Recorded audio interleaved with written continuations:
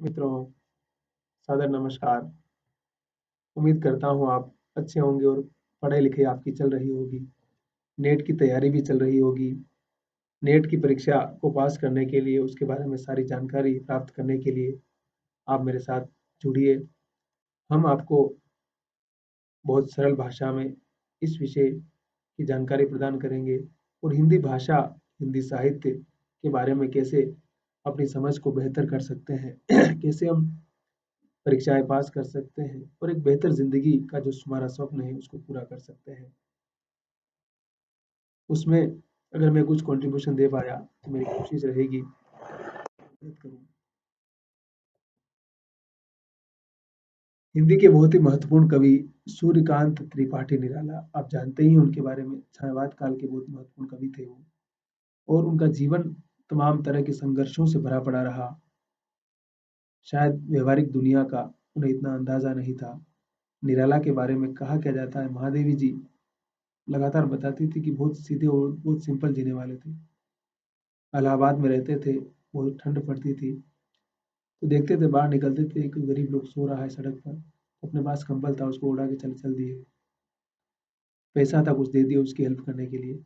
इतने उदार मना थे, लेकिन हिंदी के लोगों ने ही उन्हें स्वीकार नहीं किया। ब्राह्मणों ने ही उन्हें कहा कि तो ब्राह्मण नहीं है और उन पर तमाम तरह तरह के एलिगेशन लगाए, उनको अपमानित किया, परेशान किया, हर तरह से उन्हें प्रताड़ित किया। और आज वही लोग कहते हैं कि निराला हमारे हैं, निराला हिंदुओं के कवि है या हिंदी के कवि है। तो जो इंसान अपने जीवन में वास्तविकता या सच कहता है, उसे इस प्रकार की तमाम तरह की बाधाओं का सामना करना पड़ता है। बांधो न नाव इस ठाव बंधु, निराला की कविता है और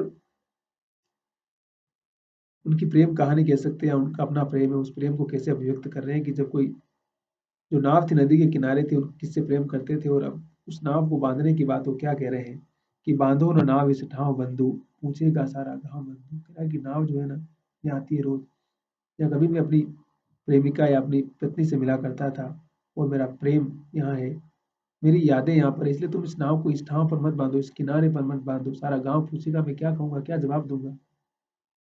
मैं लोगों को क्या जवाब दूँगा? मेरे पास जवाब नहीं है।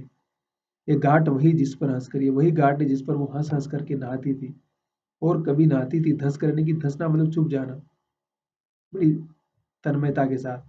और उसकी आँखें और मेरी आँखें, दोनों की आँखें फँस फँस जाती थी, आँखें मिल जाती थी और दोनों ही पाँव जो है ना हमेशा काँप उठते थे बंधु, इसलिए हे बंधु, इस नाव को तुम यहाँ मत बाँधो। ये मेरे प्रेम की निशानी है और मैं अपने प्रेम की निशानी को सारी दुनिया के सामने इस तरह से कहना नहीं चाहता हूँ। मैं इस प्रेम को उसी भाव के साथ, उसी अनुभूति के साथ जीना चाहता हूँ। वो हँसी बहुत कुछ कहती थी, उसकी जो हँसी थी, उसकी जो मुस्कुराहट थी, बहुत सारी बातें कहती थी। आप जानते ही हैं, जब कोई आपको देखकर हँस देता है तो उसका मतलब, उसका मायने हम समझ जाते हैं।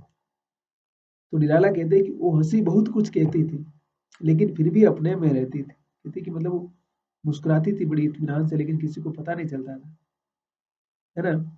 मतलब वो प्रेम की मुस्कान या मुझे संकेत देने के लिए मुस्कुराया करती थी, लेकिन उसका बाकी किसी को एहसास नहीं होता था।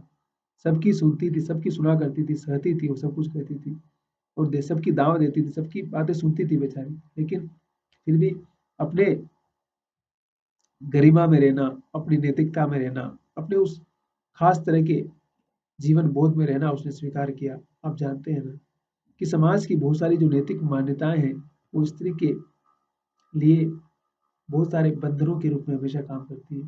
समाज स्त्री से बहुत सारी अपेक्षाएँ करता है और वो चाहता है कि स्त्री हमेशा इन मान्यताओं में, इन बंधनों में बंधी रहे, वो इनसे मुक्त ना हो, इनसे बाहर ना निकले। तो यहाँ भी कुछ इसी प्रकार की बात है। इसीलिए निराला अपने प्रेम को, अपनी उन उन गहन अनुभूतियों को दुनिया के सामने दिखाना नहीं चाहते। उनको कहते हैं ना कि तार-तार नहीं करना चाहते हैं। इसलिए इस कविता में निराला कुछ अपने प्रेम की गरिमा, अपने प्रेम के महत्व और अपनी उन अनुभूतियों को बहुत सघन रूप में अपने भीतर समाहित करना चाहते हैं। और ये कविता कहीं न कहीं निराला की, मैंने कहा ना कि उनका जीवन त्रासदियों से भरा पड़ा था, दुखों से भरा पड़ा था। लोगों ने उन्हें बहुत परेशान किया, लेकिन वो करते भी क्या?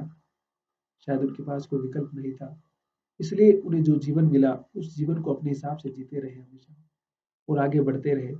तो ये बांधो न नाव इस ठाव बंधु निराला जी की कविता है, आपके पाठ्यक्रम में शामिल है।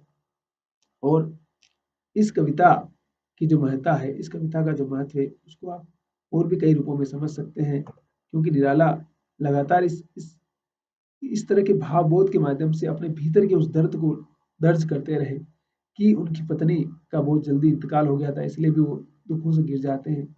और फिर बाद में सोचा कि दूसरी शादी नहीं की उन्होंने, सोचा कि मेरी बेटी बड़ी हो रही है सरोज, ठीक है, हम जीवन जी लेंगे। लेकिन उसका भी बाद में जब वो शादी होती है, उसकी मृत्यु हो जाती है। तो निराला समझे कि जो प्रेम से भरा पड़ा आदमी है, वो हमेशा प्रेम विहीन जीवन जीता रहा। तो दर्द उनकी कविताओं में, उनके काम में हमेशा झलकता रहा। यस।